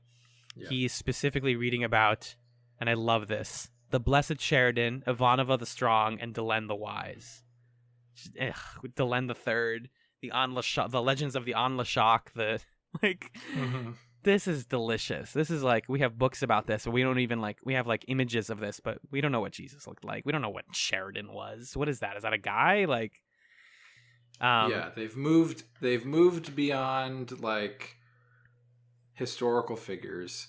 They've moved beyond mythologized heroes, and now they are like saints. Exactly. They're just deities or semi-deities. Yeah. And the younger one is basically, I like the actor playing Michael a lot because he's very inquisitive, and he's like, what if they came back? What if the Rangers, what's happening? Like, the prophecy says that the Rangers are going to come back and they're going to bring the knowledge of the past back. And Alan is trying to tell him, like, whatever happens. You can't worry. It's not worth it to worry about this stuff. Like, you need reason and also faith that things are just going to work out. Yeah. And people don't trust science anymore. And that's why, after the Great Burn, we don't trust science anymore. So we have no way to know if the Rangers came back. They could totally be among us, and we wouldn't know because they were actually ahead of us. You know? And so, don't worry about it, Brother Michael. Like, just, be with your God and continue living in ignorance. Brother Michael's like, oh, geez, thank God. And Alan is alone in the room now. And we realize that Alan is actually a modern version of the Rangers. He's a member of the Rangers, and he's been filming everything happening in this room, trying to figure out who could be potential new Rangers for him. So all of the cameras are labeled cameras that he put in the room. He starts talking to the cameras and talking about how, like, we don't want people to know, because if they know about the Rangers, then they're going to, like, start expecting them. And, like, the whole thing that we successfully do is that we rehabilitate Earth subtly without people noticing. We're like an invisible hand of God on Earth. And we're trying to reacclimate people to get back to... Because we can't just give them space tech. It won't make any sense. It'll break society. So we have to slowly build up to that, which I like. It also reminds me of weird conspiracy stuff where it's like, are we in a reset of a world that was like high tech before? Oh God. Like, did we just start counting numbers again? Like, I can't, I know obviously that's like crackpot stuff. You can't like look into it too much, but it's kind of fun, speculative sci-fi to think about. And then he does the Ranger salute, and he's like, peace out. This one's cute. I didn't get it the first time I watched it. I'll admit that. Yeah, it's a little dense because Alan mostly just speaks in like truisms, and he's lying the whole time. That's the other reason it's confusing. Right. I like at the end when he's talking, I think what I thought was going on is he wasn't talking to anyone. He was like recording himself with the hope that one day he would be able to give it to the Rangers, or he's like sending a message out into space and he doesn't know if they'll catch it or something. Mm-hmm. That's how I interpreted it. So when I reread the summary of this episode and it was like, oh yeah, this dude's just fully a Ranger, that didn't hit me the first time. But knowing that, I think it's such a, I don't know, yeah, it's such an interesting creative way to convey the legacy of this organization and how it has to change over time and hide itself to a certain extent in order to fulfill its mission. Right. I found that pretty compelling. Yeah, because this one is sort of the handoff to the finale. Like this, if you're trying to use this episode to answer the question of like, why is the person in the year 1 million watching this stuff? Mm-hmm. I think part of it is that we jump ahead to the year 1,002,262. We have a man who we've been cutting to every once in a while before commercial breaks, who's watching this stuff. Yeah, he's a member of the Red Hot Chili Peppers. He does look like that, yes. Not Flea, though. Definitely not Flea. Flea's in the Red Hot Chili Peppers, right? Yes, the drummer? Yes. Okay, good, thank God. I must be right at all times or else I melt. He has the watcher, the computer, carry these records to New Earth. He's like, oh man, I am so happy that they kept all of this stuff because it's really useful to know where we came from and where we're going so that when we eventually leave, which I think is coming soon, we're going to be ready for it because our ancestors figured things out for us, and I'm happy for that. It's like a nice moment. Yeah. And the computer's like, hey man, the sun's about to blow up. The whole universe is about to pop. You might want to dip soon. He's like, nah, it's chill. I'll be good. I can just sort of fly back into my cool spacesuit and get on my big ship and fly away. So this is one of those things that I don't think we were supposed to know about, but I've seen this encounter suit before on the wiki. I like accidentally saw it. I accidentally opened a page that was like timeline of Babylon 5 or something. It's like the year 1 million. But it's great because I was like, when does that happen? Yeah. And like seeing it here, I was like, oh, cool. Yeah.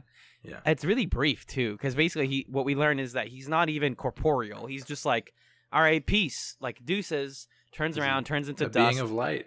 Being of light, yep. Turns into being of light, goes into an encounter suit, and goes to what I learned from reading is the Vorlon homeworld. Yeah. So that's humans become the humans Vorlons. Live now. Yeah.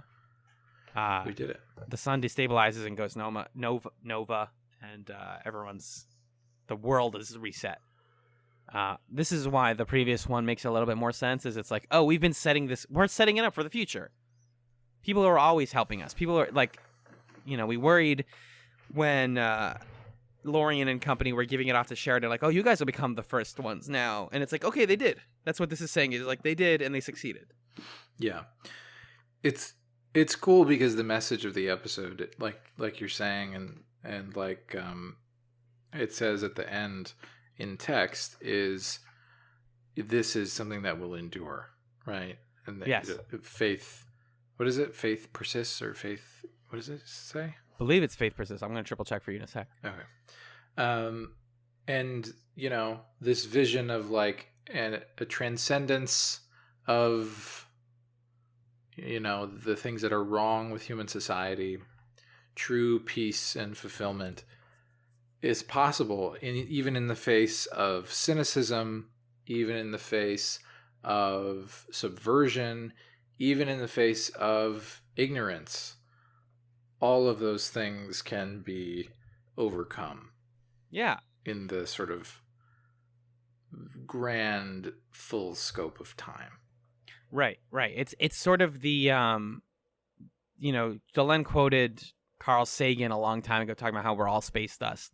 And it's that sort of idea of like, everything we do does matter because it all carries forward. Whether or not it lasts in the way that we think it will doesn't matter. But like, hope is like the key thing. And like faith that somebody has figured things out for you, which is like a big religious belief, carried through all the way to the year 1 million. This guy's like, I know the world is going to end, but I'm going to be fine because my ancestors figured it out. Yeah. And that's beautiful. Like, that's a good moment. And then you can also read, like you said, the last scene is basically, like you said, Sheridan Delenn back in 2262 or something like that.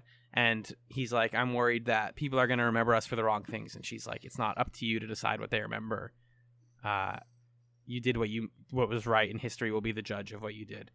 And then, like I said, we get what some people have read as a middle finger, but I think you and I kind of both agreed is like kind of nice. Yeah, it's both. JMS and company to say, dedicated to all the people who predicted that the Babylon Project would fail in its mission.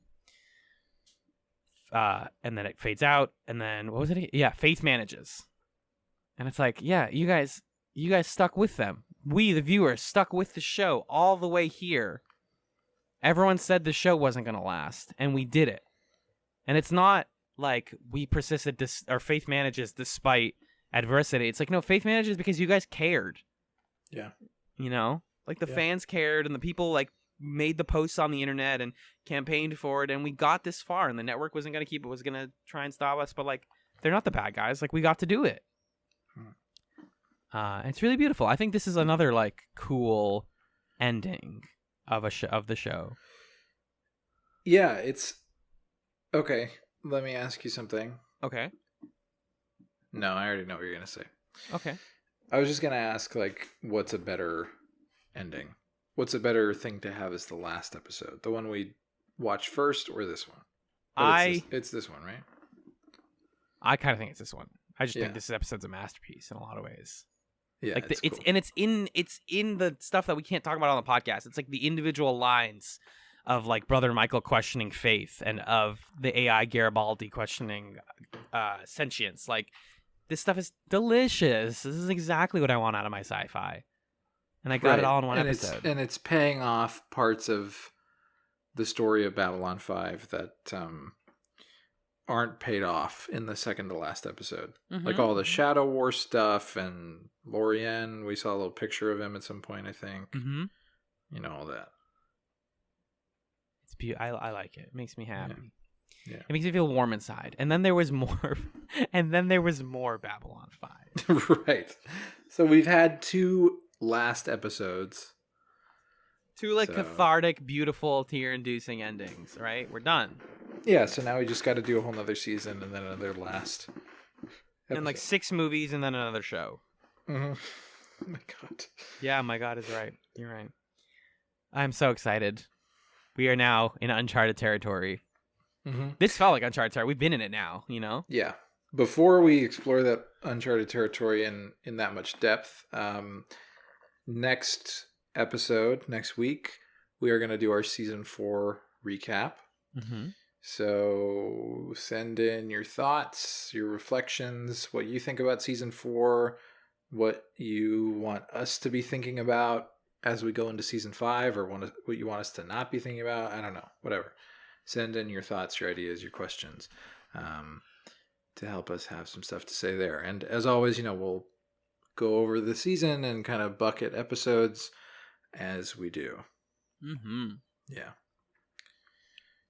Groovy.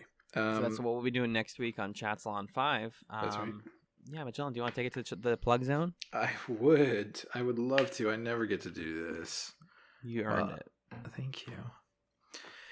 Speaking of emailing us, if you would like to get in contact with us, you can send us your questions, comments, feedback, links, pictures, anything of those kinds to our email at chatspod@gmail.com. You can also follow us on Twitter. That's at Chatspod. Both of those are spelled CHATZPOD. Please subscribe and rate us and like us on iTunes. That's very helpful. It helps new people find the show, and it helps people understand what you like about it and what keeps you listening. So we really value the people who've done that before, and we hope you do the same. Did I miss any things before I do Patreon? Nope. Okay, cool. And if you'd like to support us and help us to do more of this and more of other stuff, you can head on over to patreon.com/chatspod, where we offer a variety of different ways that you can support the show. So $1 a month gets you access to monthly movie commentaries. $3 a month gets you that, plus a bi-weekly hangout show called Chats Nights. And $5 a month gives you access to another bi-weekly show, Pilot Chats, where we try out shows that we're going to be watching next, because we want to know what should we watch after Babylon 5, and you could be involved in that conversation. Yeah. Alan, do you have a chatsome this week? I certainly do, sir. Okay, what is it? I'm going to be recommending folks watch a video series. It's really long, so if you have a lot of free time and you're interested in it, it's called Let's Mosey, a slow translation of Final Fantasy VII. It was called Lost in Translation as it was coming out, but now that it's done, he changed the name for reasons you'll find out at the end of the entire series. The video series is narrated, produced, done by this guy, Tim Rogers, who's a writer and editor for Kotaku.com. And a couple things to know about Tim Rogers. He's a fantastic writer. He has a photographic memory. Like, he remembers every single moment from his entire life. He's one of those amazing people. Wow. He's lived a fascinating life, and he lived in Japan for several years. And so he has and he worked as a translator for video games for a couple years. So he has a really intimate familiarity with the subtleties of Japanese language, and he's played through Final Fantasy VII 100 times. And he played through it for this series 2 times, once in English and once in Japanese, and compares the script and examines how it was localized. That's fascinating. Yeah, so it's not exactly a Let's Play. It's basically 10 to 20 minute videos where he just is here's this scene. It's not the entire game, but it's every major scene from Final Fantasy VII. Here's what they said in English. Here's what they said in Japanese. Here's how and why they're different. It is not a takedown of the guy who translated it into English, because notoriously Final Fantasy VII's English translation is kind of messy. Yeah. But that's mostly because they were really low on time, and it was done by one person. And so Tim is kind of it's not bad, but he made these choices for a reason. Let's look into those reasons and talk about the subtleties of it. And you wouldn't think there was this much to find. Yeah, you really wouldn't think there's this much to find, but there's so much in there. And I think it's a 14 episode series. Oh, one of these episodes is 45 minutes long. Yeah, they go places. He's been doing it for 2 years. It started in 2017. It finished this year. It's all on YouTube. It's all there. It's you watch him play the whole thing. And no. That's what I'm saying. He just is here's a scene. Editing it together. Yes, it's very edited. Got it. But you'll basically feel like you've seen all of Final Fantasy VII by the end of it too. What's it called again? It's called Let's Mosey. Because it's Let's Play, but it's also Let's Mosey, and that line makes sense that by the end of Final Fantasy VII. If you don't ever plan on playing that game and you just want to be learn about Japanese and also about Tim Rogers, who's a fascinating person, you should absolutely check that series out. Very cool. Yeah. What about you, Majan? Just before I give my chatsome, you reminded me of a video that I saw on Twitter yesterday or the other day that compared the localization of The Simpsons. Oh, I saw this with the French and Quebecois translation. Yeah, the French and Quebecois one. Did you watch? I did. I looked at the thread. Yeah. Yeah, so what the thread ends up saying, just for folks who haven't seen it, is that in France, The Simpsons, the family members of the Simpsons family are localized as having like kind of highfalutin, fancy Parisian accents. Mm-hmm. Whereas in the localization in Quebec, they have more like working class accents. Intentionally, right? Yeah. Yeah, The Simpsons. And I think that's more accurate to who they are. And the most interesting part is there's an episode of The Simpsons where Bart is stranded in France and he's been like forced to work for these like French guys who are doing bad things in their winery or whatever. And he tries to tell a police officer about it, but he can't speak French. And in the episode in English, what happens is he's like, he walks away. He's like, how could I spend so much time in France and I don't know how to speak French? And in the middle of his sentence, he starts speaking in French. And then he's like, oh my God, I can do it. And so you must wonder, like, well, how do you translate that to French? Because you're already speaking French and the episode's set in France. And in the Quebec localization, what they do is he's speaking in his working class, like, thick Quebecois accent. And then he's walking away and he's like, oh, I thought they spoke French in France, but he doesn't understand me. And then as he's walking, he starts shifting into the fancy Parisian accent. And he's like, oh my God, I can do it. And then he talks to the cop and the cop understands him. Yeah. Because he's like code switched into the fancy accent. It's brilliant. Yeah, it's really funny. And cool. I actually showed that thread to one of my friends from Canada. And was like, what do you think about this? And basically she was just like, the French Homer Simpson sounds disgusting. Like they like picked a bad.